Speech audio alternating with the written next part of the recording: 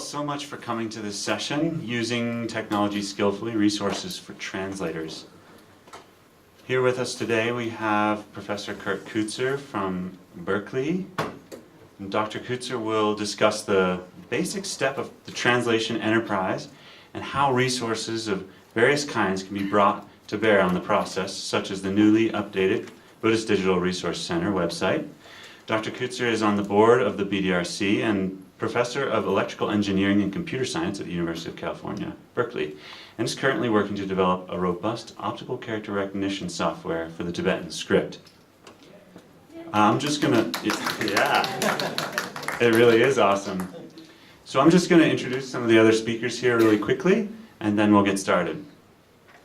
Paul Hackett is here from Columbia University, and Dr. Hackett will be speaking about the use of corpora such as the BCRD, not to be confused with the BDRC, for translation.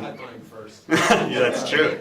For translation and linguistic research, as well as the use of parallel text alignment for both linguistic research, i.e. lexicon development and translation assistance, and as a technique for validating translations, which will be demonstrated using some recent 84,000 translations as examples. Dr. Hackett is the creator of the Columbia University Buddhist Canons Research Database and serves as the co-chair of the Tibetan Information Technology and Digital Humanities panel of the International Association of Tibetan Studies, for Tibetan Studies. We also have here from Esukhia, Dirk and Ngawang. All right, thanks for making the trip. Dirk and Ngawang will share their insights into applied linguistics for Tibetan language education, and will share some wonderful digital tools such as Ngawang and SmartCAT, computer-assisted translation, that can be applied to your Tibetan translation work right now. All right, if you guys don't know esukhia.org, you definitely need to check that out as soon as possible. Also with us is Nathan Hill from London. Professor Hill will discuss concordances in grammar as well as present some of his work on Tibetan in digital communication. At SOAS, Dr. Hill teaches courses in historical linguistics as well as Tibetan language and history. We also have Gerry Wiener from the Natarta Translation Network with us. Gerry was the creator of the Sambota fonts, which is a great boon to us all. And he's going to present his work on the Natarta Digital Library and the Nangchen Shedra project. All right, so sit back and relax and enjoy. Dr. Keutzer, please.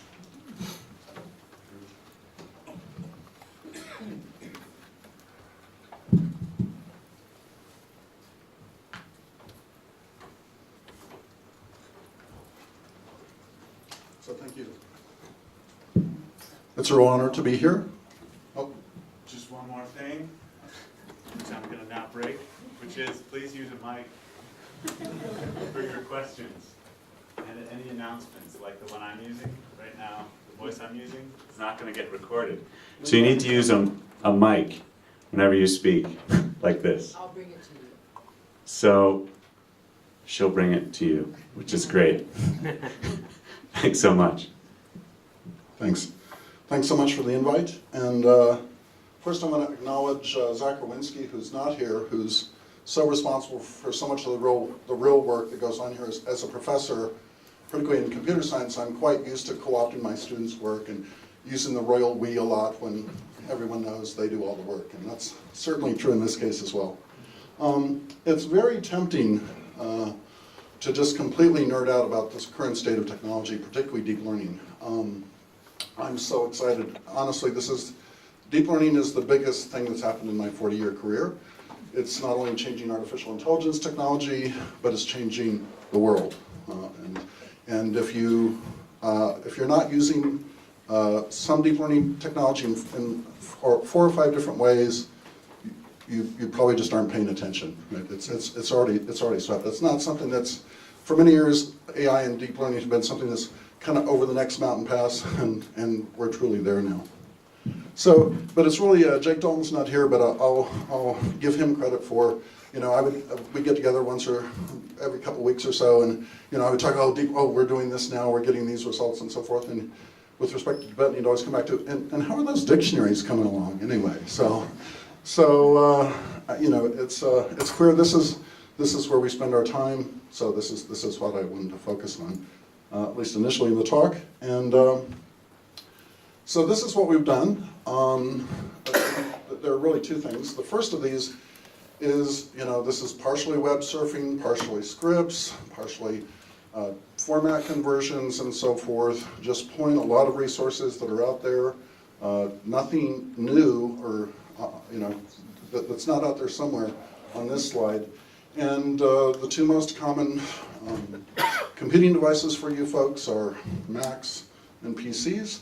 And the two, and for the Mac, we put these in the dictionary format, and for the PC, we put in StarDict to use with Golden Dict. So that's, hopefully that will put all these resources in your hands soon. And then we did some new work, and this was a lot of piecework, frankly. The ASIP folks had done a lot of work here that had left kind of and harvested and so forth. There was a lot of scripting and so forth to pull this together. This was OCR, as I'll talk about later, the Mingzi. This is entirely OCR. And these are actually dictionary entries now. This is using the dictionary program in the Mac. This is a little screenshot of those. I learned early in my career never to do demos. It invites all the geck from the three realms to come and attack your computer. So I do screenshots now. I don't do live demos. So this is the real thing. So I hope you're as excited about these as I am. And through the generosity of my fellow panelist Nathan Hill, he turned over his verb lexicon, and so now you can confirm what we all suspected, that Tibetans pay no attention to grammar whatsoever. And if you do press them on it, they all have a different opinion in terms of the cases. But we now have it here in black and white, so you can choose whoever you like to follow and conjugate your verb or interpret the verb according to your fancy. So what that all adds up to is about, between Sanskrit to English, that's Sanskrit to Tibetan, Tibetan-English, and so forth, about 1.2 million entries of definitions. Okay, so we're not going to run out of potential definitions for things, right? And if you don't sit around and think about numbers of entries as kind of a natural, probably you don't sit there and go, well, I wonder how many entries this dictionary has, and so forth. When I was in grad school back in the early 80s, there's my little adhesive tape dog-eared yashki right there. And I thought I was living pretty large, I found a copy of Mahavyapati used, I could afford that. And so I kind of tallied up, I think we've got about 140,000 entries there. And by contrast, today, in text form, we've got 1 million, and we actually, about 1.2 million in altogether integrated in the dictionaries I showed you. Okay, so how does all that go? How does that help us with translation? So I came across something like Chunidu Ladawa Dang Jela. So this, first time I saw this term Ladawa, for reasons I don't have time to go into, really threw me for a loop. So we've got all these powerful dictionaries now, let's give them a whirl. So I had no idea the level of expertise, so I'm gonna go carefully through the screenshots. So you find that dictionary program on your Mac, you turn on your Tibetan script, it's already on your computer. You don't have to add it, and you type it in. And I've distilled this down a little bit. These are actually, screenshots. I get kind of a split decision on the definition. The notion of Ladawa as to transcend versus the notion of Ladawa to settle or decide finally. Those are, to me, very different connotations. And if you want to nerd out about that later, I'll be happy to do so, but not in the middle of this talk. So what do? Well, we know what we do. We ask the Lama, right?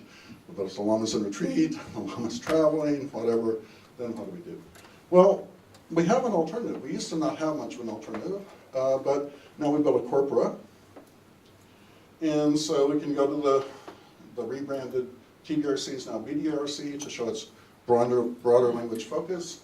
We can go over there, we can go to the library, pull down the menu, search the library, and actually put the term in e-text. And when we do that, what we now have access to are 1 million pages of Tibetan and Unicode searchable text. So you can search any one of these million pages with a single command.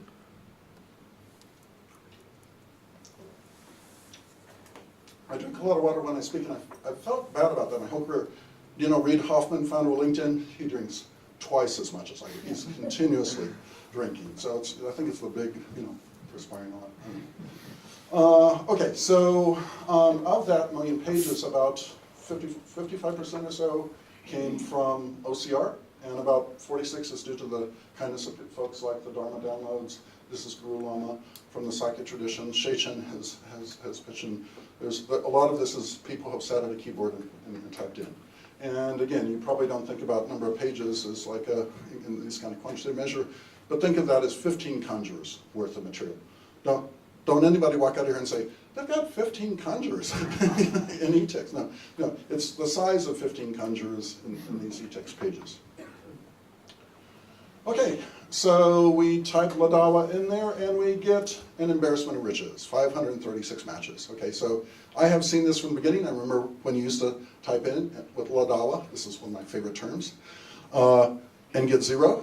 I remember when we got 5, I remember when we got 100, and now we're at 536, right? So now we've created a monster, right? And so technology creates a lot of monsters that only technology can solve. So what we do is you scroll down, and particularly that was a passage from Ngawang Pasan, Kempong as we heard discussed earlier. And so we can actually choose his particular works to search in, do that search, and now we're down to 17 instances, which is a lot more manageable. Okay, so looking through those manually, finding his texture Sindri done by one of his students, and there's a lot of sensitivity, particularly following the last session. Just FYI, I have transmission from this text from a student of Kempong himself, so yeah. I mean, hope you're all comfortable. And found exactly what we're looking for. Dani Ladawa La, Ladawa Shepa Takchumi. So Ladawa is a term for decided, just what I thought. So we can plug that back in, and maybe I ran through that fast, but that's, scroll back the time, that would be a lot of trying to get a hold of llamas, puzzling, trying this word on for size, trying that, getting it thrown back at you, and so forth. I feel like this resolves the issue, no pun intended. Okay, Gavin's not here, but at the end of the last translator conference, he came by, visited me in Berkeley, and I said, so what have you been doing? He said, I just spent the last afternoon trying to find this damn text called Yandakbar Dupipuk. I said, well, did you try TBRC? He said, I spent a half hour in the library, or sorry, half a day in the library and so forth. I said, hey, let's just type it in there. And we found 7 matches in the e-text search, and within seconds of looking at the instance, it's a little, we don't have time to get deep in the semantics, but basically goes, it's not a book. When the author said to look in Yandakbar Dupipuk, he was saying, go talk to Namgyalma herself, that's where she lives. So this is Gavin Kilteek, great translator, spanning over quite a lot of literature, and literally a minute of time resolving what he had been unable to resolve, and that was just his latest afternoon of trying to puzzle through this. And let me just back up. And if you're a little skeptical, the OCR has lots of errors. If you're a little skeptical about the passage or whatever, in this case we can actually go to the link to the scan and actually see the scan precisely. Okay, this was another usage. We obviously from this I think you get some sense of how quotations and context are going to do. I'm going to raise the bar here a little bit. I was working on some Bund literature. One of the Bund texts I kept seeing cited was in the last publication of the canon said to be missing. Other scholars confirmed that this text is lost. Well, sounds like a job for eText Corporate to me. So I searched for all the quotes for the next missing text, and then I searched the corpora for those quotes. And I found all the quotes in one text, and the subjects of the text is broadly discovered, or broadly discussed in kind of overall descriptions of this 7-day literature event and so forth. by indigenous authors, and the text was found, or I got some confirmation. And life, for those of you who have white hair know that life has very different senses of joys and so forth. And I got a little blog post from a Tibetan Geshe, talking about I always give the links so people can check this out. And it's Professor Keutzer's high-knowledge.html. You can find it for yourself. But he goes on at length there. Actually, he agreed that this was the text and was really pretty goosebumpy about the whole event. And I also discussed this in an article and reviewed it to Tibetan. Okay, so underlying this is a lot of hard work by Zach Rowinski. Yeah, we're good. Zach has done the core work of this Tibetan OCR. He started that at UVA. He's continued at University of California, Berkeley. I've advised him on some of the machine learning things we could add in there, but the core work has all been his, and it's really got a good start at Virginia. And so we've got about 12 millions of scanned text at BDRC. Ngawang and I are a little debating about this a little, but I like to estimate that it's 20 million are at Menowitz OCR. This has been kind of passed on to Ngawang. He's the first beta release user, and so what he says the next year will be more important than what I speculate on today. We've got about 1.6 OCR today. Only about 0.6 million of those are actually on the website today. Okay, well, I didn't want to talk too much about future. Paul kept us on the straight and narrow here, so no talking about futures. Good idea. But I got at least one slide. Okay. More Tibetan Sanskrit material, the Negi Dictionary, for example, Dictionary of Old Tibetan Terms. I'd love to see that in there.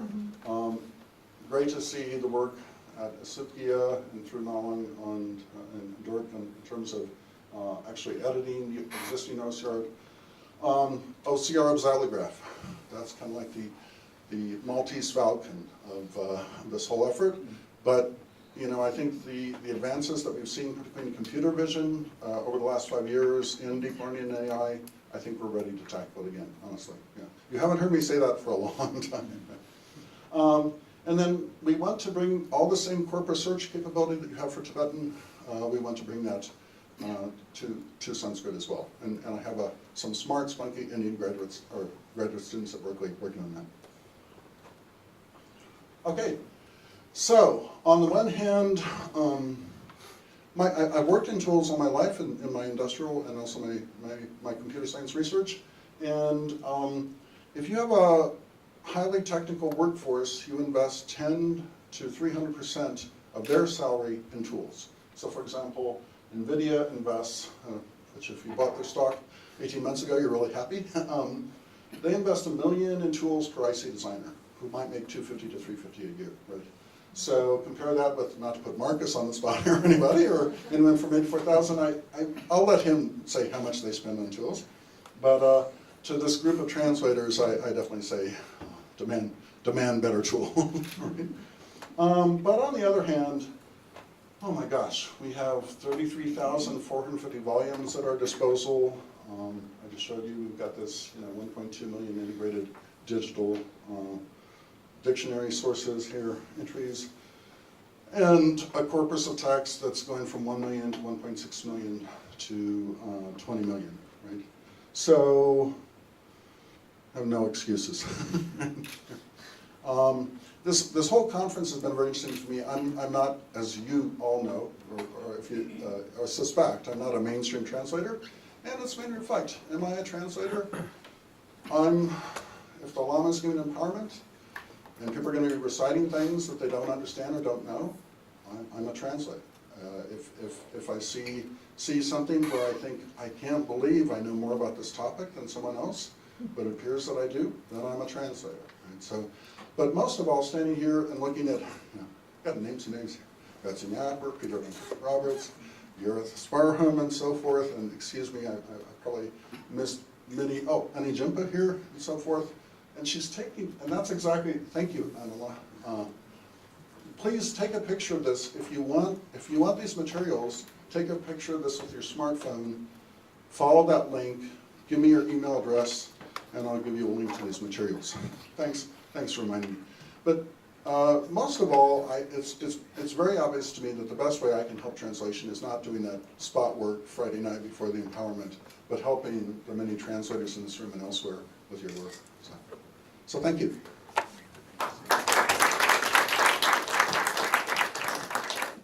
One little note just for the rest of the speakers too, to just make sure you keep your mic somewhat close to your face so that we can hear you. If you hold it out here, it doesn't work.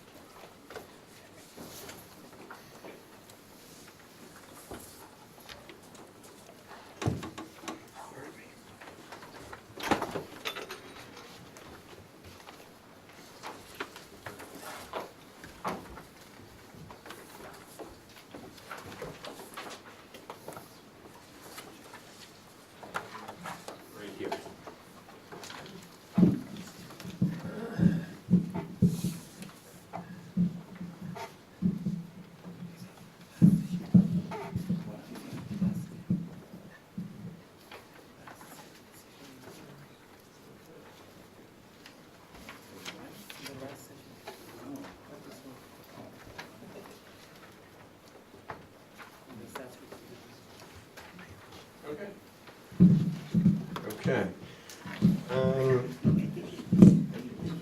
This. So I thought what I would start off with today is just a few personal comments to try to contextualize what I'm talking about here. For those of you who may not know that much about me, my background before I went into Tibetan and Buddhist studies was actually in the sciences. My undergraduate degree is actually in physics, and I did a number of years in high-energy particle physics, and an abortive episode of graduate school. But what that did was it kind of left this imprint on me, such that when I went into Tibetan and Buddhist studies, I still had this training that kept reasserting itself. And one of those things was that it had been ingrained in me that when I entered a field or some topic, the first thing I was supposed to do was familiarize myself with the field, all the literature, all the research that had been done, read all of it, and then find a problem that existed and pick one and dive into it. And I thought, well, I'll just do that for Tibetan. I'll just read everything that there is. I will learn everything about every piece of literature associated with it and go from there. And the consequence of that is that on some level, I feel like I'm still doing that. And so if you're familiar with anything that I've done, it's basically me still trying to figure out what is the lay of the land, diving deeper and deeper into it, whether it's the prehistory of Geshe Wangyal and Theos Bernard, or bibliographic resources, or all of these things. So as I was going along, I came to the realization that this was an endless task, and that what I should be doing is trying to produce materials that I wish I had had when I first got into the whole field. And so I'm going to talk a little bit about that, which is basically what I've been doing, whether it was, the verb dictionary, or, as I'm going to talk about right now, the database that I put online. The BCRD, the Buddhist Canons Research Database, which went online about 6 years ago, and which I full disclosure, benefited from the enormous amounts of bibliographic research done before, and all of which I have attempted to compile as well as, add to. But to give you, if you're unfamiliar with this, I'm just going to give you a quick run through. You should definitely explore. You can find it at databases.aibs.columbia.edu. I think we'll put it up somewhere at some point. But basically, it started off as a bibliographic database to attempt to track translations and editions. At this point, the Gangyur and Dengyur, but have actually started to expand into Tibetan literature, as well as all the secondary literature associated with it. And to just give you an example, so one of the first things I did was I internationalized the interface. I gave you basic functionality, the ability to search by title, author, or eventually contents, full searchable e-text. I'll get to that in a minute. To be able to search in a variety of scripts or languages. So for example, if we did a simple search for the Heart Sutra, Sherab Ningpo, just Sherab Ning, you get a number of hits, 3 hits, and like Kurt, I have snapshotted this. I've snapshot this. 3 hits in the Gangyur, 10 hits in the Dengyur. You pick one, presumably the one you thought you were interested in, and you get the basic bibliographic information. You get the titles in a variety of canonical languages. You get a list of locations of that text in various recensions. Worked very closely with ACIP at the time and have essentially at one point incorporated the full e-text of both the Gangyur and Dengyur, which you can specifically search. But also one of the things that I really wanted to do, and it really kind of came out of a frustration of mine when I would read translations, where I would read along and I would come to a passage where someone would say, well, the meaning of this passage is unclear. And I'd think, well, did you look at a commentary? And as anyone knows, if you have even a medium-sized text, a commentary tends to be very voluminous. It's difficult to locate passages. But I thought, well, at the very least, you should know what your options are. And so one of the things I did was I basically built in bibliographic links between root texts and canonical commentaries, and then moved on actually to Tibetan commentaries as well. Here, a simple example is just Buddha's commentary on the Prajnaparamita in general. But then also, I wanted to look at all of the secondary literature and manuscripts that are available. So in this case, for example, the Sanskrit manuscripts, as more and more research was going online and resources going online, I wanted a central location to tie all these things together. So, for example, at one point, the University of Tokyo put their entire Sanskrit manuscript collection online.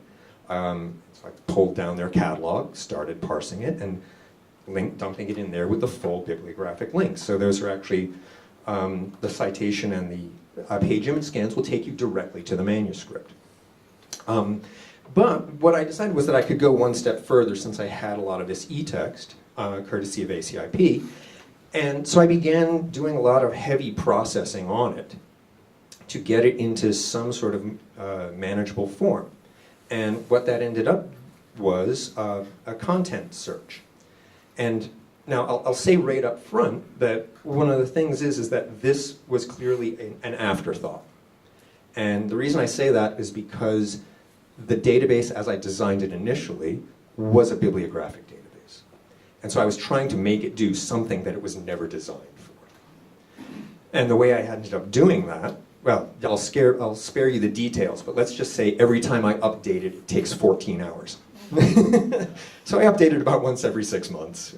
That's how often I find these things. But to give you an example of what you can do, and once again, I apologize, it's currently in Wiley, but you know, these things, you do what you can at the time. You search for a phrase, you come across a quotation in a text you're reading, and you're like, well, where is that from? You don't always get the citation. You can do a full text search, in this case, for a complete phrase, and you get its occurrences. In this case, you can see it actually occurs in the Dengyur, and there's basically an exact quote in Vasubandhu's Abhidharma Kosha. You can look at the ACIP source text, which is now online. You get your citations, and there it is in full script. But what I'm getting to now is something that I added in and have been even if you've been using it, you probably have not noticed, is sort of stealthily adding in additional information. And you can see here the view complete sentence link, which I'm surprised when anyone ever tells me that they've clicked on it. Because basically what I did was I took the entire Kongyur and Dengyur and wrote a program to go through and isolate grammatical sentences. And so, in this case, and if you're working with a verse text, it's fairly easy. But in this case, you can get the complete verse. More to the point, however, is that I've been doing parallel text work, and in this case, aligning Sanskrit texts to the Tibetan, but more to the point, doing it automatically. Since, as you know, a short text, yes, you can take the Heart Sutra, you can take the Sanskrit, you can align it by hand. You have a, try doing that for the 100,000 line perfection of Wisdom Sutra. You don't want to. But the point is that there are techniques for doing this. And so what I've been doing now, actually for about the past year and a half, is trying to get the system working such that I can align any sets of languages. I can align Tibetan and Sanskrit, Tibetan and English, Sanskrit and Chinese, Pali and Chinese, etc., etc. And the goal, and here is where I violate my own dictum of telling everyone to only talk about what you've done and not what you will do, but it's in process, so I feel justified, is that eventually this will be automated. You won't need to click on a link. You do a search on Tibetan, it'll bring up the list of candidate passages, but also grammatically complete sentences along with Sanskrit translation, English translation, several English translations from different translators. So you can see what are the 3 or 4 different ways this verse in the kosha has been translated. And as I say, the goal, as Marcus read in the abstract, is a number of levels. One, if you obsess over dictionaries like I tend to, it gives you a nice semantic range. You can see the usage, but in context. You can say, okay, well, I know this is sort of an Abhidharma usage, or this is a Madhyamaka usage of the same term, or a tantric one, and so forth. But what occurred to me is that it also enabled me to look at, basically come up with some sort of, well, and I say this sort of in quotes, objective evaluation of a translation. Right? Because you can say, this is something that's been talked about for quite some time, is these past couple of days, is how do you decide that this is a good translation and that is problematic? And on one level, sure, that's a subjective call. Does it speak to you? All these things that people have been saying. And so I wanted to say, well, can I come up with some sort of thing that takes my personal perspective out of the picture and just talks in terms of structure, in terms of language? Now, on another level, that might be a cowardly way of me hiding behind my computer, but let's just talk about this. So I love this quote from Jung, where he's talking about psychotherapy, but I thought, kind of applies to translation as well, right? In no other field of work is there so great a danger of the investigator's falling victim to his own subjective assumptions, right? You pick up a text and you think you know what it means. By the same token, I can remember being told that if you don't have the slightest inkling what it means, you're never going to figure out anything. So there's something about that. But as I said, my goal was to come up with some sort of tools to try to evaluate, or at least give you an ability to look at translations very easily, be it a Tibetan translation of Sanskrit, an English translation of Tibetan, so on. So let me just give you a couple of examples. And in fact, I'll just, I think I just said this, what are we trying to do? Correlate things, detect errors in translation, create lexical resources. For my more computer-oriented friends, produce test data for natural language processing and machine translation. So in a machine translation, you can do it either in some sort of rule-based fashion, as in when these words, this combination, this sentence structure, etc., or you can do it statistically. Say, here's a good translation, here's the source text, and then give it 500,000 of those and let the computer learn by itself. You need test data for this. You need aligned data. And then, of course, just language learning, right? I'm trying to read a text. If I'm a student, I can see these words in context. So let me give you a simple example. So here's just a passage from a sutra. You have Sanskrit on one side, you have the Tibetan on the other. You can identify, well, there's structural elements. Here's a verse, You know, there's a verse. You know, if you're going through, and you can say, well, even just structurally, we can kind of break up the text in this way, finding sort of large-scale structures. But then on another level, you can start looking at one of the sort of beauties of the Tibetan translators was their almost the rigidity of some of their translation equivalents. A perfect example being these formulaic initial phrases. So, tena kalu punaha, de tse. You see that, right? It's you get one, you get the other.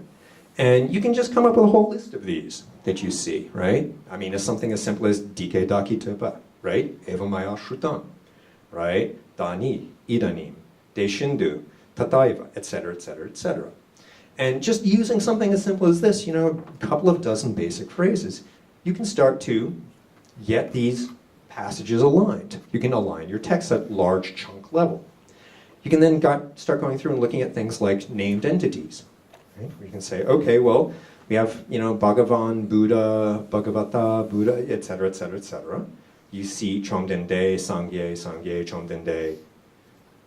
You can start to break these out. You go, okay, well, here's, you know, 4 grammatical sentences that contain these words.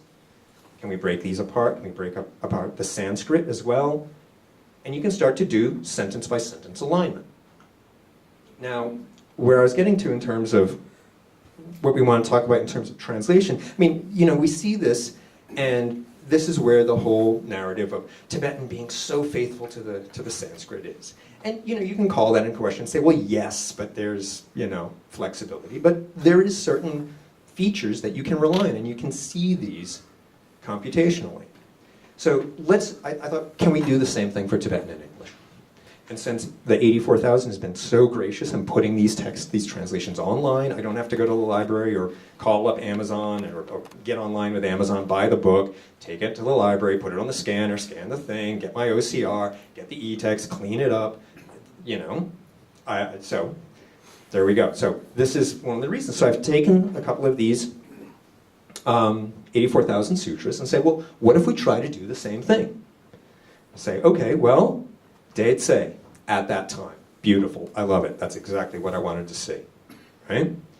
And say, okay, let's look at some proper names, some verbs. Right? So we get our verbs, they start to line up, we get some proper names or some nouns at least. Right? And again, we get some wonderful alignment. Let's look at another example. Okay? So here's another example. We've got our de tse, but it's missing the start of the English translation, right? So you can see I've bracketed that in there. I say, okay, well, let's look at some other things. Let's look at some proper nouns, right?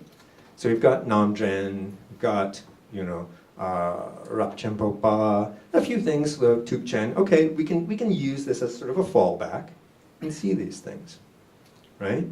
And then, yeah, throw in the verbs as well.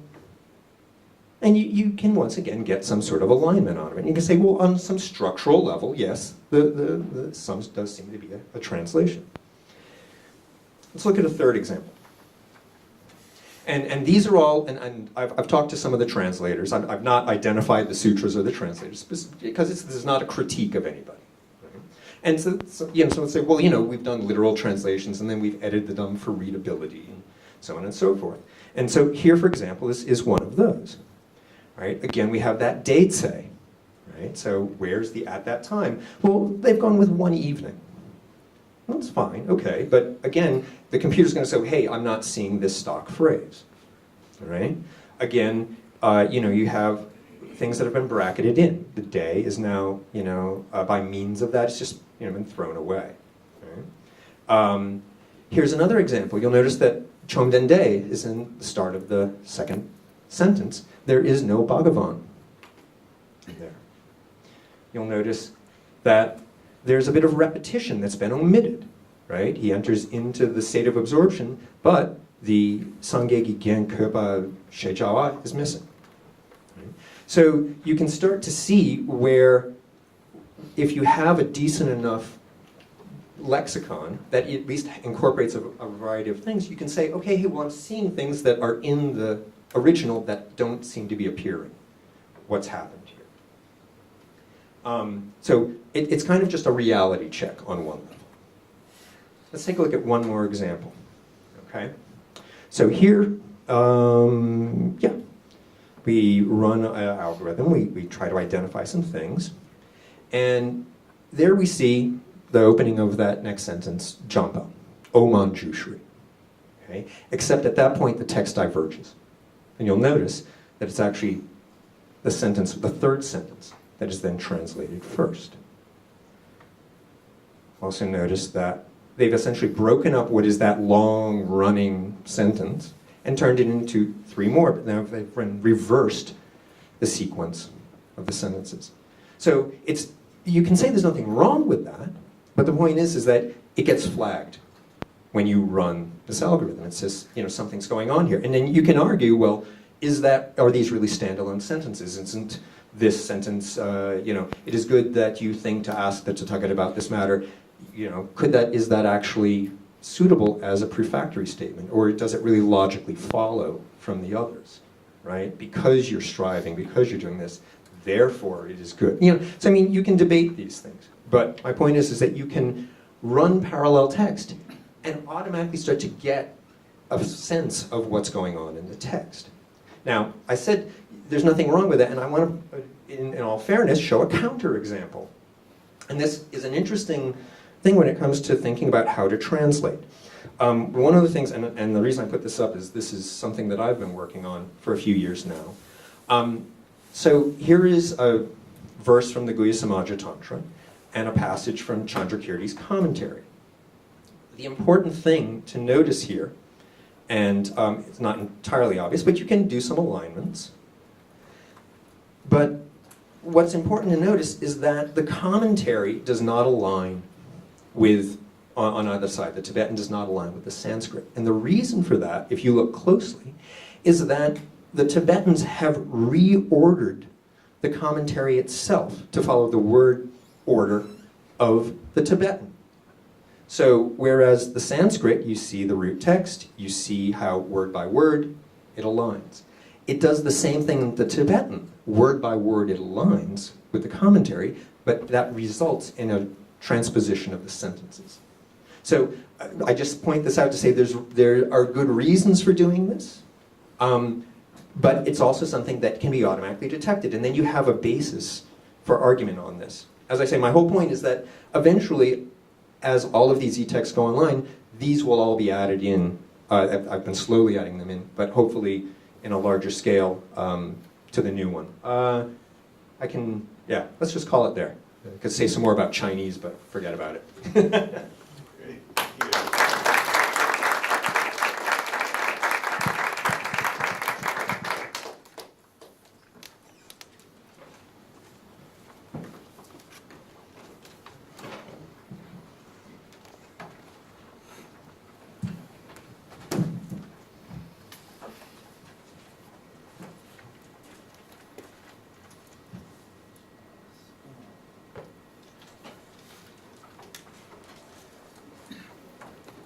I am going to try and do some live demos.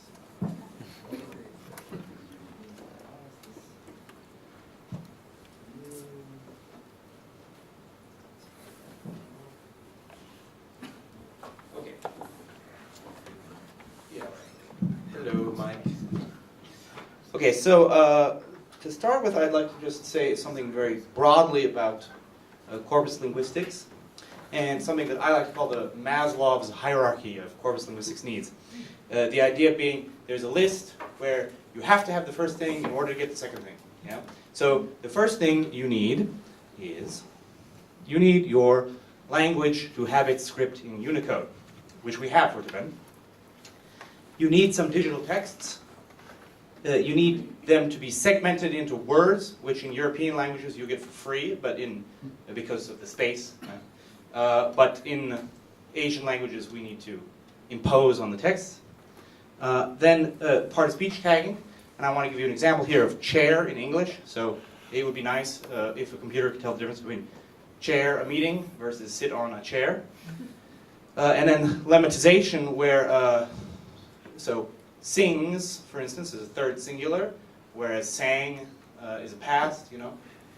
they would have different part-of-speech tags, but they're still somehow the same word. So it's important for the computer to say, even though they're different part-of-speech, they're the same word. Oh, that was my example with singing, yeah? And then you can do even fancier things, like subject of a sentence, object of a sentence, and even, I don't know, like Siri is the kind of, if you like, the telos of NLP, And when sometimes, once someone I ran into on the subway, who had seen me not for some time, said sort of, what's your research? And the train was coming right then, and I had to go to the airport, so I only had a few seconds. So I said, we're trying to make Siri speak Tibetan. This is actually, very far goal that will probably never be reached, but let's try. Yeah. So this in English we have all this, and we even have Siri. How about in Tibetan? Well, we have Unicode. We have digital texts. These two were the focus of a research project at SOAS from 2012 to 2015, and we sort of more or less did it. You can always improve, but we more or less did it. And then these two are the topic of a research project that's ongoing right at the moment at SOAS. But what I want to say is, don't wait for us to finish. Right? The things that we've already finished are available, so you can use them. So just to give a sense of where were things before we started, this is the OTDO, Old Tibetan Documents Online. If you search for me, which could mean not or mean person, you just get them all, yeah? So if we zoom in, these ones mean person, and these ones mean not. And OTDO, there's only 100 texts. Even if you get sort of 500 me's or whatever, you can look at them all. But as Kurt was saying, the more we do with these things, then you get these lists of, oh, well, yes, that's a word you don't know. It occurs 50,000 times. Well, there's no way you can look at those all. So we need to find, that's why then the part-of-speech tag and the lemmatization becomes important, is to say, show me what I actually want to look at. So in English, if you could just search chair and have the same problem, or you could just say, I want chair as a verb. And then here you're getting only chair as a verb. And you're getting different forms of the verb to chair. And we can do fancier things still. So I'm the English examples and then the Tibetan examples are in a commercial piece of software called Sketch Engine. And I just want to make a sort of broad point where I think it's useful for our research projects to worry about actually worrying about like algorithms and sort of nuts and bolts. Because that's where, there's no point in making a fancy homepage that doesn't do anything. But, of course, you might find it frustrating if I say, well, we've solved all those problems, and you can go to GitHub and download some Python scripts and run them yourself, yeah? Well, if you're uncomfortable doing that, finding an easy way to do that with commercial software is a solved problem. And maybe you don't want to give these people money. Then don't. Then learn Python. Or give someone else money. But that end of making it easy, I think, is kind of, you have to meet us halfway, right? Because otherwise, we're either spending our money making pretty home pages, or we're spending money, teaching Siri to speak Tibetan. So here's a word sketch. So the idea is, here's chair as a verb, and we find out things like who chairs things, or what do you chair? Yeah. And then this is quite impressive. This is just the statistical behavior in the corpus of the word. The computer says, well, what are similar meaning words? Yeah? No one has told the computer anything here. But then it comes up with this very plausible looking list of sort of near synonyms to chair. So now let's just say, and then of course, if you have these things, you can go higher and higher, yeah? And do speech recognition or machine translation, all these things that we know and love from Google Translate and whatnot. And this is just, I want to say, this is GitHub page, Tibetan NLP. We put all our code there. Esukhia puts all their code there. So it's like, you don't need to wait for anything. It's right there, right now. Yeah. And then also, this is GitHub is a version control system. So like, every time we make a change, it's there. Yeah. But you might find it confusing. Well, which changes do I want? Maybe it's a little too up to date. I want something more stable. So the other thing we're doing is we're filing data sets here at Zenodo, where they have a DOI and a way of citing them, and it's supported by the European Union, so it's going to be there a long time. So you can look for things there as well. That's all our data is there right now.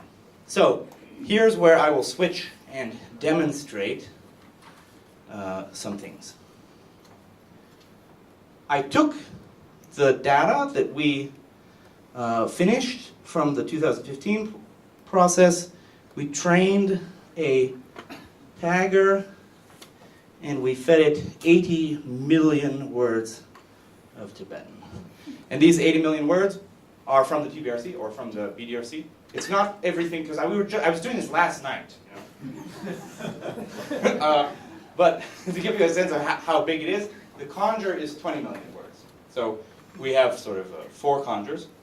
So this is the most frequent n-grams. So you won't be too impressed by this because you know these things, yeah. But let's say now the computer knows them, yeah. These are the most frequent combinations of words in the corpus. Yeah, okay. Give you a bit of an idea. That was actually n-grams, so combinations of words. This is just the most frequent words. Come from the top. Yeah, I mean, you can all read it. Yeah. Okay. But now let's do something more fancy. Here I've looked up the verb to kill.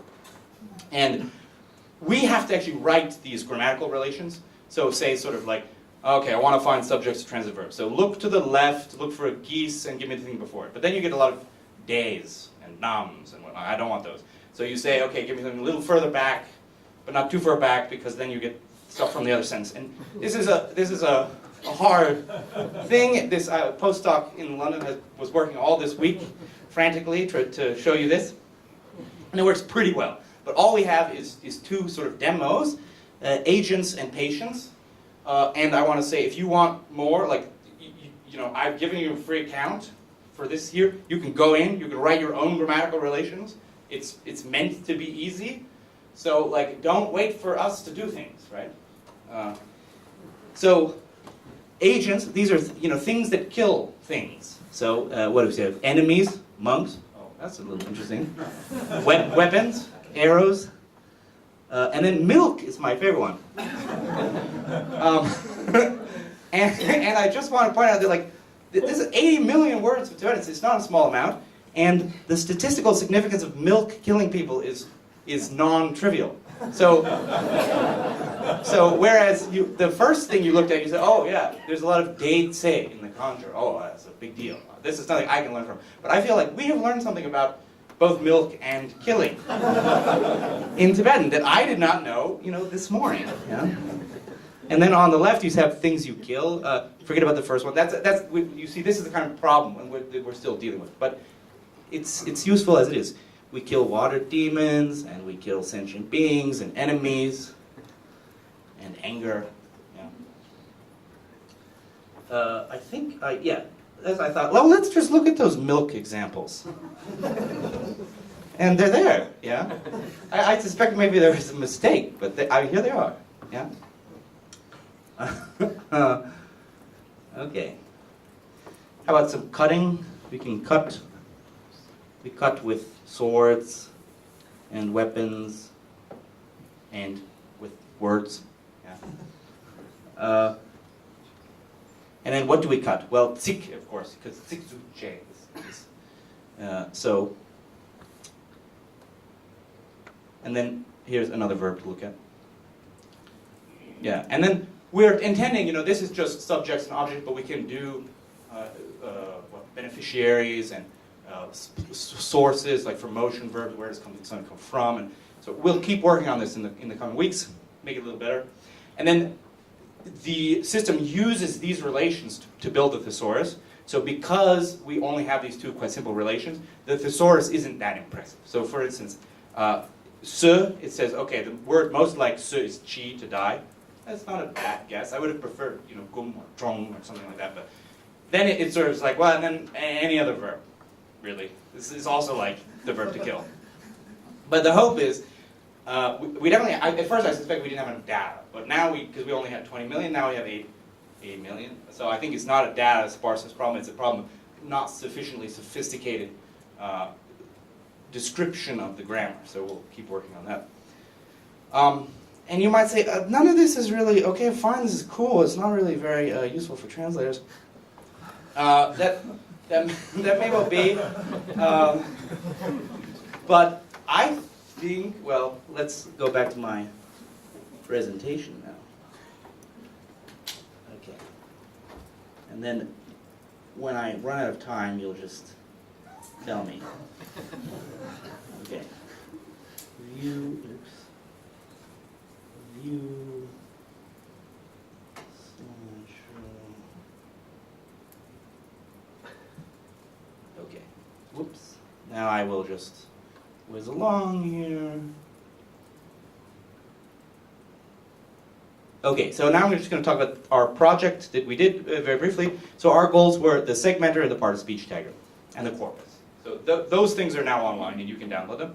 If you want to know about our tag set, what are the part-of-speech categories in Tibetan, you can read this article. So there it is. But I wanted to just give you a flavor of, we started with, so we have 300,000 words that have been carefully looked at by students and me, and then checked multiple times with the computer. So that's the kind of gold standard data that the computer learns the patterns on, that then it goes and explores the other things. So I just want to give you one flavor of a rule. How do we tell the difference between me meaning not and me meaning person? So you might say, well, first, if me happens before a verb, then it means negation. So let's look at this example. Nyun pei mi dro. An ignorant person goes. Well, it's me before dro, and it doesn't mean negation, it means person. So, okay.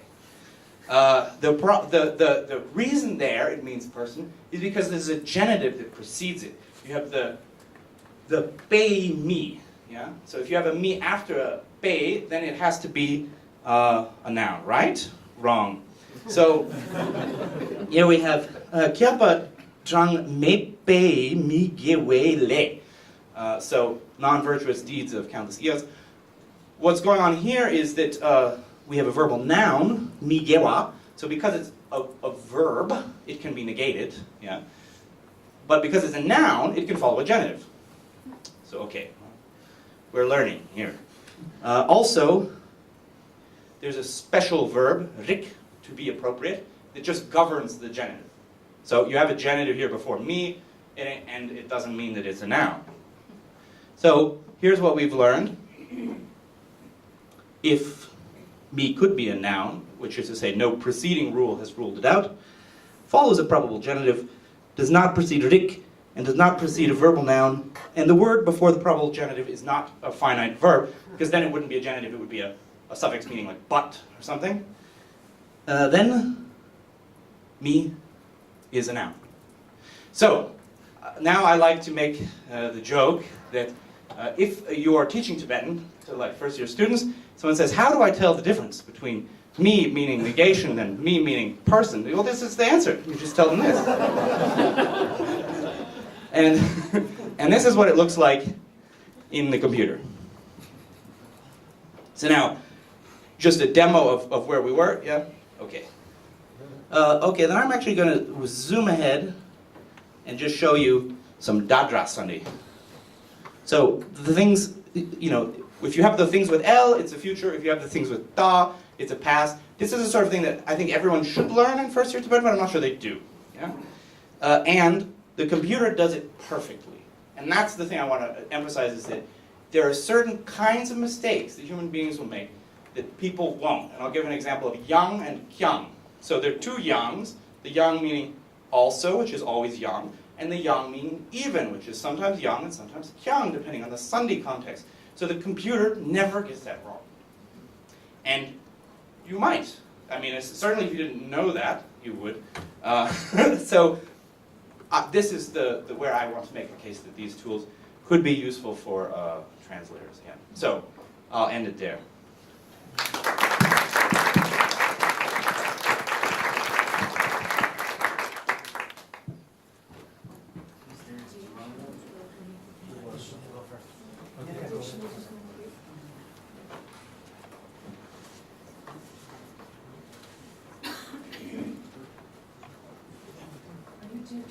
Yes.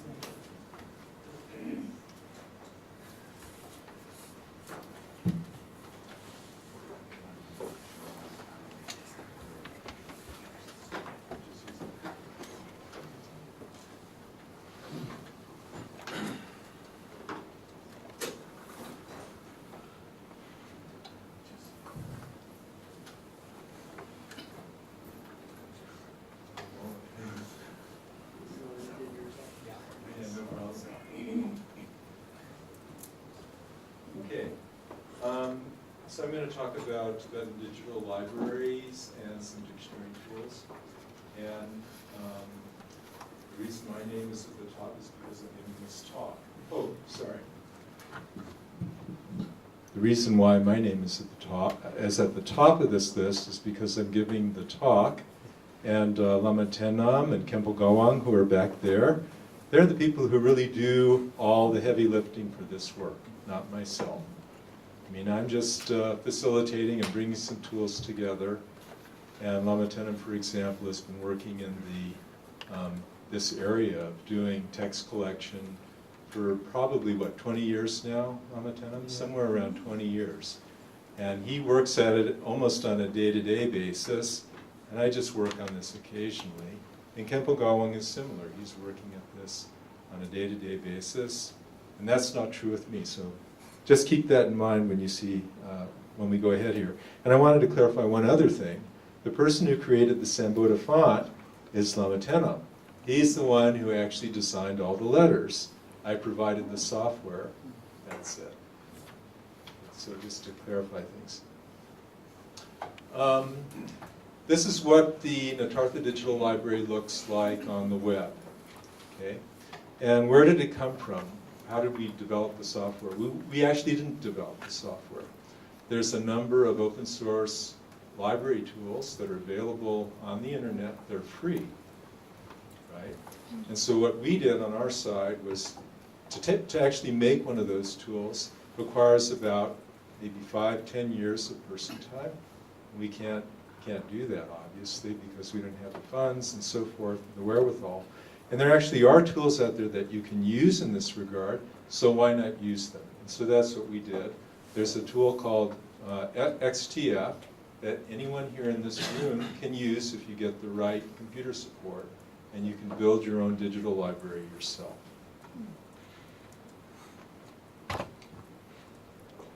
So the Natartha Digital Library contains the following text. It's available at that particular URL, and you can go and access that. And I thought I could access that site from here, from this room. And so, unfortunately, I can't. So, but I was able to quickly do something else. I'm actually running the library from my computer. So we'll get to that. And some of the things that we're going to upload soon, the Shechen Gyaltsep Sumbum, Nyingma Kama, Sakyakabum, and so forth. So actually Lama Tenam went to Tibet, and he's from Dzogchen Monastery, and he talked to the folks there, and he actually is working with them. They actually use this digital library at Dzogchen Monastery in Tibet. They actually can access it from Tibet. They can access the website here in the United States. And he is also gathering texts from Dzogchen Monastery that are in digital format to actually put into the library. So the capabilities of the library, well, the main thing about the library, I feel, is that you can either read texts digitally, or you can look at texts, the digital text, and in this particular software you can actually look at the page-to-page along with the text against each other. So there's a nice advantage here. If you want to compare your digital text, you feel like it may be mistaken because you're trying to translate it, let's say, into English or some other language, and it's confusing. You may want to look back at the page-to-page to see that the person actually transcribed it correctly. And so that's a nice advantage of this particular tool. And then another nice thing about this tool, which I'll show you in a few minutes, is that you can, in looking at the page-to-page and looking at the digital text, there's a correspondence. You can actually line them up in terms of the page-to-page and the line number. So you can actually see easily how they correspond.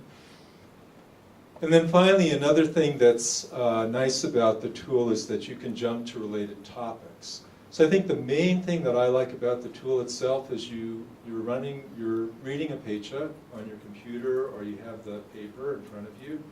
You find a quote, and you don't know where it came from. You can use this tool to quickly find out where it came from. Here are just some terms that are actually used in the software. Unfortunately, you won't see this because the tool I'm going to show you has all English on it, because that's what I have on my machine. But when you actually use the tool, you'll see like Senjang and Zepapo and so forth, and that's what those terms mean if you're not familiar with the Tibetan. So our general goals are to provide global search and read access for edited and corrected digital text. That's not something that I mentioned, but actually the Natarth Input Project, part of its goal is to actually go through and take the pecha, and then if there's spelling mistakes and so forth, to actually go in and get Khenpos to go in and actually correct the text. So we have a goal to do that. And if people use the library and would like to make a correction to what they see, the digital text there, then we'd love to receive that, and we'll actually go in and install that correction. So we're accepting contributions of digital text. The library is entirely free. There's no payment that's required for it. And also one of the goals of the library is to essentially support all schools. Okay, I want to speak a little bit about Khenpo Ngawang's work with the digital library. So Khenpo Ngawang is actually interested in putting together a Shedra, and he's calling it the Nangchen Shedra, and it's available at those two locations. And here's what the homepage of that, the Nangchen Shedra website. So if you go to that URL on the previous page, you can see that. We'll jump over this. And here's a sample of the texts that are at the Nangchen Shedra right now. Unfortunately, what I won't be able to show you, since I can't get to this site either, it's at the same location that is unavailable, is that Khenpo Ngawang put in audio. And we're going to put in video on that site. So you can actually hear, for example, His Holiness Junmei Phunso talk about the Ngeshe Junmei. And you can actually go through the text and you can pick on different parts and you can hear him talking about it. So that's one thing that we're trying to do. And here's a reference to the XTF software if you're interested, and I'm more than happy to talk to you about it. And also Lama Tenam is very familiar with the XTF software and how it works, so you can go to him after the talk and talk with him about it as well.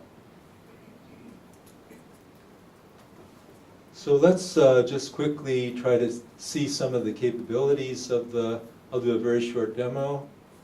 And so you can see here, let me blow this up to the whole screen so you can see it.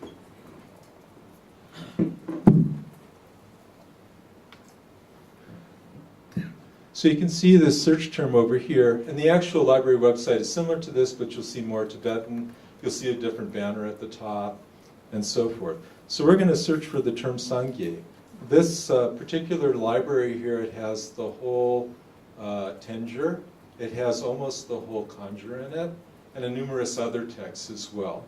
So you'll be able to see how fast it actually can search for that term. It's very quick. And here you can see the term, and Sangye obviously is a term that's going to appear quite a bit in the. So let's say you see this is the Dege Kanjur, it's volume 35. Let's say you want to go in there and jump to it.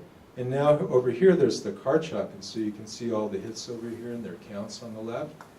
And then one nice thing about XTF is it actually has these little arrows here. So if you want to go to the next one, you can just click on the arrow. You don't have to go scrolling through to find where it is. So you go down here, and let's say you wanted to find the one after this one, and so on. You can kind of see that. So it's very quick. If we go back over here, you can see a list of all the other texts, and you can see that, wow, there's 20 on that page. So you can see it actually went through and found it pretty quickly. Another nice thing about this software is that it can do a fuzzy search. So if you give it a phrase and you didn't spell it correctly, it'll try to match it in the library. So we'll just try to do a very quick example of that. We're going to go back.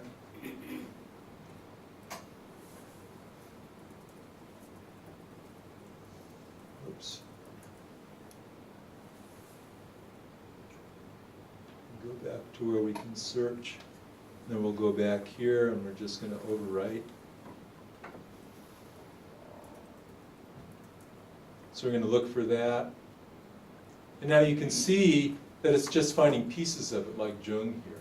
So you can also make it strict by putting quotation marks around the phrase and doing the same search.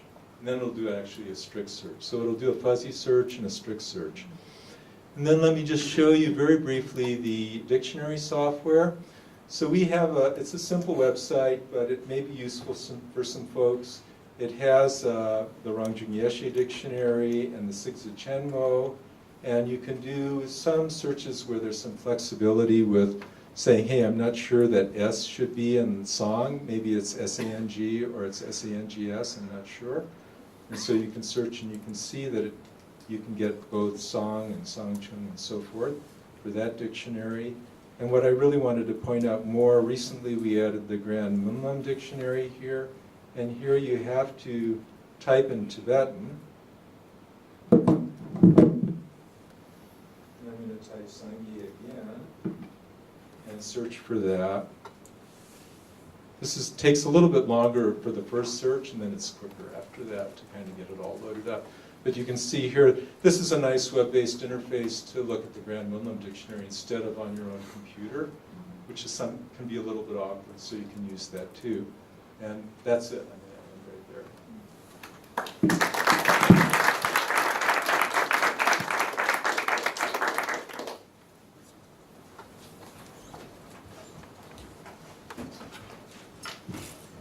Okay, so, is that on? Okay. We promised you cat tools. And if you haven't already and you still want to, you can go to smartcat.ai. Is that what it is? Yeah. And if you give me your email, I'll add you to the group translation that we can do together. And I know, Inti will have some opening remarks.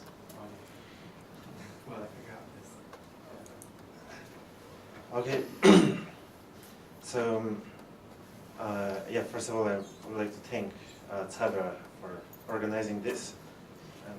Oh yeah, okay. And as it was mentioned several times, actually having all these translators and people doing research in Tibetan, etc., kinds of creates this feeling of a community. And actually, from the last meeting, I had this thing on my mind. Which was that, I didn't hear anyone talk about the larger community of translation. And so, so basically, yeah, the feeling I have is like, we're kind of like, it's a community, but we're kind of in our own like holy bubble. And so yeah, it was something. I don't know how many of you have looked into the actual translation as an industry. It's actually quite large. Okay, yeah, it's a very large industry, and that has like any other industry that has like some standards, that has some training, some charters. Yeah, for example, yeah, can you show that? Yeah, this one. Yeah. On the international level, you have the International Federation of Translation that actually gathers, all the translation world, And on the national level, most country, has a national, translation association. And so these associations, have a lot of meetings and trainings, and they also like provide technology or any new tools to the world community, and they have the next one, this one. Yeah, they also have you also have like some forums where a lot of translations on professional level kind of gather and give each other tips on different tools or different problems. This is something since we're in business of training translators and language education, etc. there's also something that's quite interesting, which is the standards for translators. So it kind of tells you, what's the minimum requirements to become, a translator of different topics, or to interpret like different things.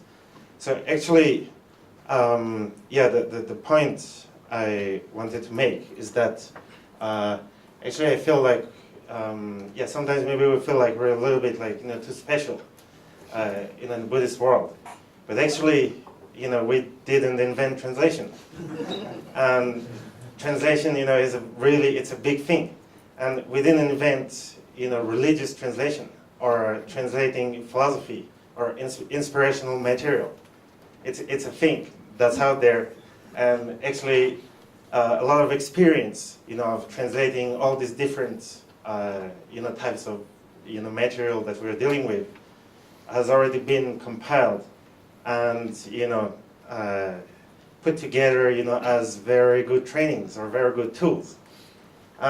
So actually in the translation industry nowadays, like pretty much every translator uses what is called a CAT tool. It's a computer-assisted translation tool. And so basically, it's going to actually come up in the presentation. But basically, it really saves a lot of time and a lot of effort, for translators. So we think like it might be good, to talk a little bit about it. So we're going to try to do our presentation, as fast as possible. We're not going to talk about like our, language school and education, etc. So we can actually, try to help whoever is interested to actually set up, their account and actually start to use it. Yeah. Okay, thanks. And he was talking about, so this is some of the estimates. And I just want to blow through this. At first, I spent a lot of time on this actually, and I was thinking, all the different things I can say and blah, blah, blah. But I think, it's better if we just go to the practical stuff. And so, title is, installing updates for translating Tibetan. And I had this cute thing where I thought, we'll go through the Four Noble Truths, suffering of translating. I don't think I need to explain or go into any more detail there. And then troubleshooting, we're diagnosing the issues, what's going on, why are we having trouble. And I think one of the main problems we have when we're talking about Tibetan translation, we cling to legacy systems. And legacy system is kind of computer terms for, to say it rudely, you'd say it's outdated. Or to say it nicely, you'd say it's quaint, maybe. So we have text-only software. When we talk about, the first computers, dating back to even the 1960s, they had word processing. So if you're only using a Microsoft Word, but you have this machine that has 100 times more power than those machines had, you're not taking full advantage. Local one-person platforms, if you're working alone, that's better. If you're working alone and just by yourself, but we have Skype. Even if you're worried about traveling to China or India or any of these places, we have the technology. We don't need to be alone in the universe. And manual reference tools. Maybe I'll get in trouble with a few of my colleagues on the panel, but dictionaries is a very outdated thing to use when we're talking about what corpus analysis tools exist for us now. It's kind of like the difference between going to the Natural History Museum and looking at a lizard in a jar. And you can learn something about a lizard that way, but what if you went out in the wild and you could see it in its actual environment and how it interacts and what it's doing there? Those are the kinds of things we can do now. And on the other side, so machine side, I talked about the people side, we're also clinging to human legacy systems. Our teaching method for Tibetan language is 17th century, 18th century. And in almost any other language, you aren't going to get taught grammar translation. And then let's just keep going. But there are solutions, right? Have you tried turning it off and then back on again? And here I want to suggest we turn everything off and kind of reboot. So how do we update and reboot text systems? So e-text, all the things Nathan talked about. We need Unicode, we need word splitting, we need lemmatization, everything. We need to use shared global platforms and mediums. When we're talking about translation and we're on a translation team, even if we're in Google Docs, something as simple as that, at least we can all be on the same page and working together. We don't need to like be emailing each other different files all the time and blah, blah, blah. And we have corpus reference tools. We don't need to just have our dictionaries. When we talk about updating and rebooting, you know, the human systems, we can talk about modern teaching methods. I'd love to talk to you guys more about that. Of course, this is a technology panel, so let's not dwell on it. We can use Tibetan as a tool for communication, where we can access the oral tradition. And like I said, we have Skype. You know, Kurt said, oh, the Lama's on the road. Yeah, so what? Skype him. We don't always need the Lama either. We can have a monk, or, you know, go to your local sushi restaurant and see if who's working in the kitchen. And maybe there's an ex-monk there who has a lot of knowledge. So, how do we do it? And CAT tools. Translation memory. So, all of your translations, you can store them and they're automatically accessed. And I'll show you exactly how that's done. Glossaries you can upload and personalize. They're consulted automatically. You don't even need to go to a web page and type something in. It'll come right there. Yeah, this is too much information. Let's skip it. Okay, so this is my point. There are things machines are good at. And actually a lot of things machines are good at, people are bad at. So it's very lucky for us. So they're good at processing a lot of data, doing it very quickly. Anything repetitious, boring, or monotonous that you do, you should be thinking, can a computer do this instead? It can recognize patterns, statistical analysis. It's very consistent if you have anything that's rule-based or a very large data set. What human beings are good at, something very different. They're very good at having human experiences. So if you're sitting alone translating by yourself, you're not taking full advantage of the tools that you have yourself, the technology of the human brain and the human capacity for empathizing with other people's feelings and experiencing their experiences via language. I mean, I think that's the point of meaning and drawing it from the text.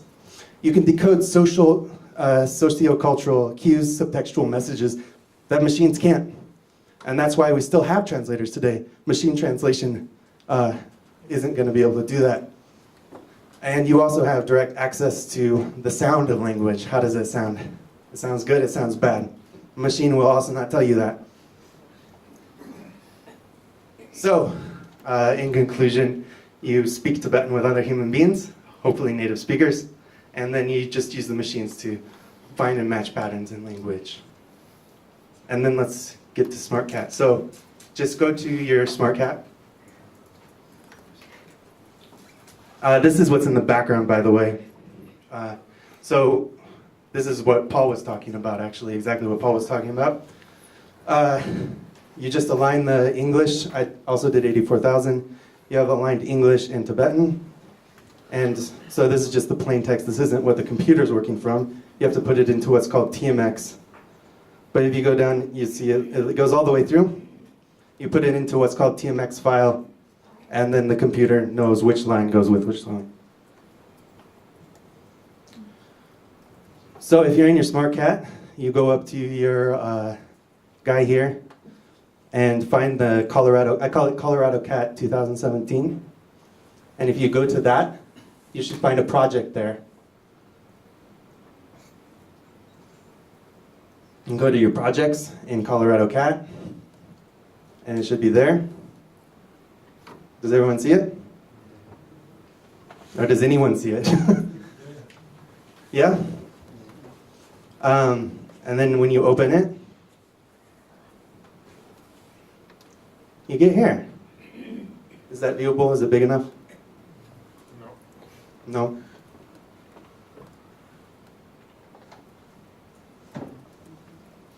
Okay, so here's my segments. Has anybody successfully opened it? Yeah. And I just go through, look here on the right, what's coming up is the cat, and it's just recognizing patterns, Unicode strings. It says there's a 75% match. I don't know why it thinks it's 75%. It looks like 100% to me. But anyway, yeah, so what is coming up with here? Questions of Maitreya. That's because the sutra before this is also called Questions of Maitreya. There's 2 sutras with the same name. So it gives 100% match there. Here's something interesting. Sangjedang, Chanchu, Samba, blah, blah, blah. So here you can see a lot of different matches. So I have about 10 sutras in there, and this is basically just the 10 different, you see the English is varying, the Tibetan isn't. This is the 10 different ways people have translated that line. And so I can just choose one. Let's say I like number 2, so I press Control 2, and it just pops up. Done. And if I don't like it, I can edit it. Yeah, of course. I can edit it here. Blah, blah, blah, blah. Yeah. This one's also interesting. Thus have I heard at one time. Thus have I heard, comma, at one time, comma. Thus did I hear. So yeah, you see, it's just reading from my TMX files, all the stuff that was in there. So if you're translating, and you're getting a phrase that you've translated before, you know, maybe it wasn't yesterday, maybe it was last year, maybe it was even 5 years ago. But if it's in your TMX, then it's going to come right up. And it's going to tell you, oh, you translated this before. And here's how you did it. And maybe you'll say, oh, that was a mistake. 5 years ago, I really sucked. But anyway, that's the basics of it. Anything you see, you can always like say DK. Oh, I want to put that in my dictionary. Control E, DK. What do I want it to term it as? And then I tell it. And I say add. And then it's there, and then it'll see it every time there's DK. The glossary also pops up on this other side. What did I add? I added one term. I added vulture peak here. Here's something we need to, hopefully, I am not the only one bugging these guys about Tibetan. You see it's doing something weird with the text. It likes highlighting them. I don't know why. It doesn't affect how it functions, but it's unsightly. And if you're working together, so you have your whole revision history here. If I decide this is number 2, but then I change my mind. Oh, I want it to be number 1 actually. I changed my mind. And then it will track for me all my changes. Tells me even what time. If I'm working on it with other people, it will tell me what user did that. Right? If I'm not sure how to translate this and I just want to talk to my other translators with it, I just make a comment. Everyone can see it. Right? I can make a comment to the document, not to the segment. I can chat I can open the chat and just find anybody else who's in my team and chat with them. Kind of like a Facebook chat. Here's a concordance search. Anconc is way better for concordance, but this will search your parallel for all the concordances. Here I put in Changchup Samba, and it just found 358 instances of Changchup Samba, and it just lists all of them and the English that went along with it. So I can see the context for Changchup Samba and how it was translated each and every time. So that's kind of the basic layout. And you have search and a whole bunch of other features that I don't think we have time to get into. Yeah, actually, this tool, I mean, there are like probably between 50 and 100 different of these CAT tools.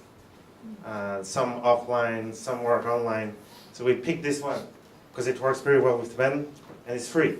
And you can work, like their business model, it's like the latest and it's supposed to be the best CAT tool.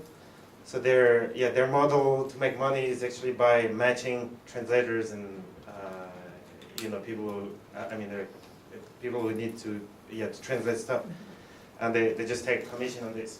but you don't need to actually pay any money. You can just like sign up and use these tools. So here the translation memory, so this TMX thing, is basically you can store all the translations you did, or all the translations that your team did. And you can separate this. You can have like your translation memory, your team's translation memory, or the translation memory of everything you did on Abhidharma. And you can have like many different translation memories and share them, as a team. This thing also has been... Paul is really nice, and he wants to put a TMX download on his site. Just like anything you find on Paul's site, you just TMX download. You're like, oh, that's a very good translation. I want to use that as reference. You could do that. I'll tell you, this is I said that this was what I was doing is in process. Yeah. And the reason is because, as I said, to redesign the thing, and this is the curse of computers, if you redesign something really well, no one will ever know the difference. And so there will be minor differences, but that's a good suggestion. I will take it under advisement. Yeah, so basically, for the glossaries, it's the same thing. So you can build your own glossary. If you have existing glossaries, you can upload them and have several different glossaries, put them together, or have team glossaries and words you don't want to share, and you keep in in your own personal glossary, special words, secret words.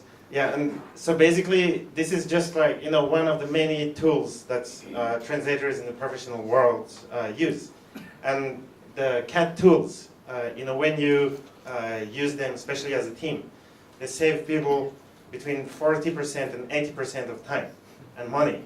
So for Tsadra 84,000, I think it's a really big incentive, because you never have to.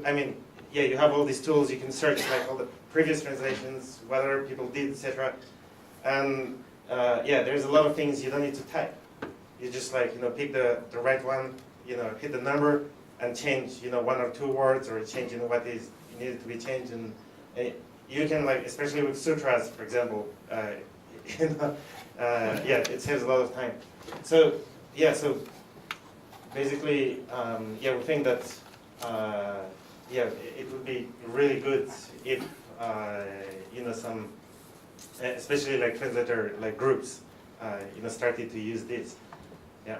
And so for alignment, and converting things in TMX, etc., we're there to help. If anyone wants to convert some files that they already have into TMX, add them into either their own personal translation memory or in Teams translation memory. It's not that difficult to do. Yeah. Okay. Yeah. Yeah. Yeah, no, we don't have. Okay.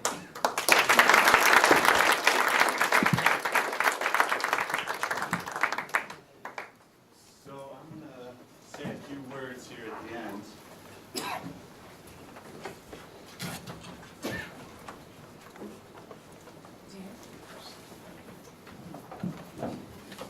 Thanks so much, all of you. That was really fascinating. And some of those talks I learned something, but actually I use a lot of the things all of you have created already, all the time, because they're so useful. So, but this Ant-Conc and SmartCAT and those things I have heard a bit about, but I have not actually got to use them yet. So I look forward to learning more about that. And maybe we can set up a time to allow you guys to help other people to download those things and show us how to use them. Demo, yeah. And hopefully at the next conference we can also have another kind of meeting with IT and so on.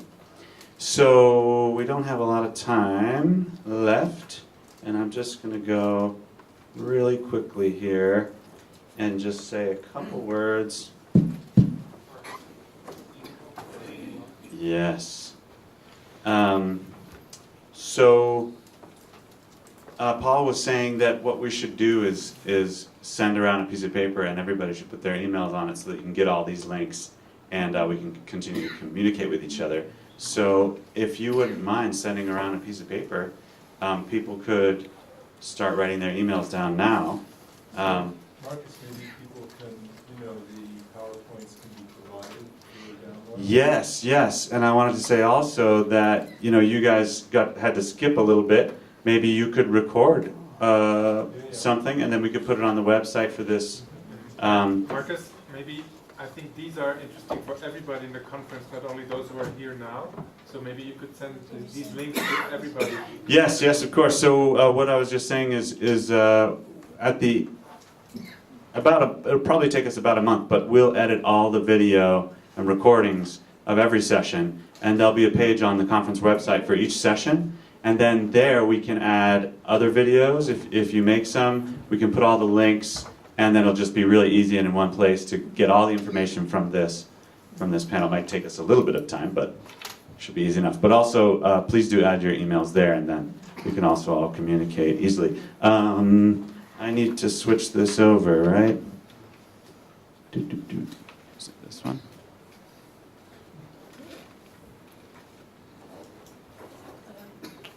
Is it not that one?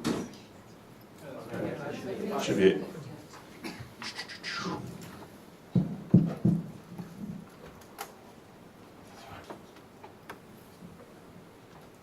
All right, I have no time, so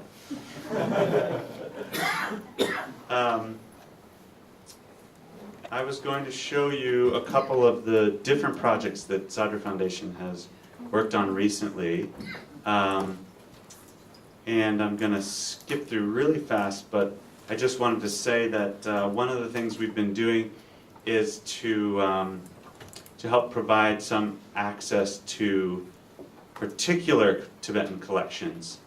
And this can be useful just for more focused research. Instead of searching through the amazing amount of data that you guys have put together, which is awesome, these are much more focused, small projects that can be helpful for other reasons, but that's okay. We're planning to have and allow access to, for free of course, all of the Shechen publications, major collections from the 5 major collections from Jamgon Control. And so this includes searchable Unicode texts, but also cataloging of those texts, which is the most important part, really. So the information about authors and cycles of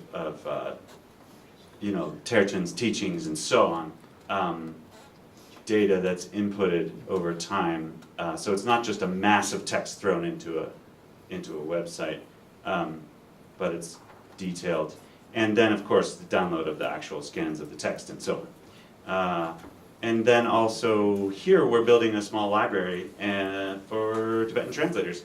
And so we have just a little website that just helps you access the catalog of what we have in case you actually live here.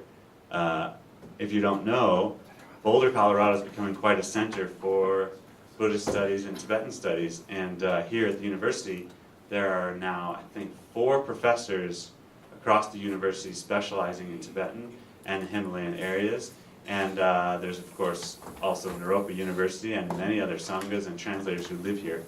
And so I live here, and I hope to benefit some of the local people. Unfortunately, I can't all provide you access to my library all the time, but people that live around here at least could search, because we have quite a number of specialized books in our small library that supplement all the libraries here. Even with a large university like Colorado and Naropa, our library actually for a Tibetan translator, I don't want to say it's better, but there you go. Tsadra Foundation, as probably many of you know, has done a lot of different projects, and so I have worked on virtually none of them. I'm just here to share a little bit about some of the wonderful work that Raphael Ortet and also Sean Price and others have worked on. And one of the things has been a whole digital publications department that's produced quite a number of different things, and including several apps. And at the moment, we're we're out of time, so I gotta skip to the most important thing I have to say. So, let's see. What I wanted to show all of you, can you see that? Is the Timeless Treasuries website. Now, there are plenty of Tibetan libraries out there already, and there are Chinese websites and American websites and all kinds of websites with libraries of text, small, large. It's amazing. Right now, it's completely unprecedented, the access we have to texts in multiple formats from anywhere in the world. It's a completely unique time period in the history of Tibetan texts, in fact. And so what I wanted to share with you here is just this unique project, which is another library of texts that are freely downloadable as ebooks. But what's special about this is that Tsadra Foundation has collaborated with 12 different publishers from Asia. So we're partnering with a great number of monasteries and groups of people who have spent lifetimes collecting texts and recent decades inputting them and creating their own books and publishing them physically. And many of you can access some of them at TBRC, which is now BDRC, or you probably have them in your libraries physically. But these different partners were interested in sharing them more completely with the world. And many Tibetans don't easily have access to even the physical books printed right there in Nepal and India and so on, but need to be able to access them for study and retreat and in Shadras and so on. And it's also, of course, useful for some translators and Western scholars. So the important point here is that instead of inputting a whole bunch of things or gathering a bunch of texts from other places that already exist, we've gone out. Sean Price in particular has gone out and worked for years with lineage masters, with the publishers themselves, and all of them have come together to create this website and share all of their books. So these books are now online, freely downloadable for all of you. You can go to the website. What format are they what format? EPUB. EPUB. So I'll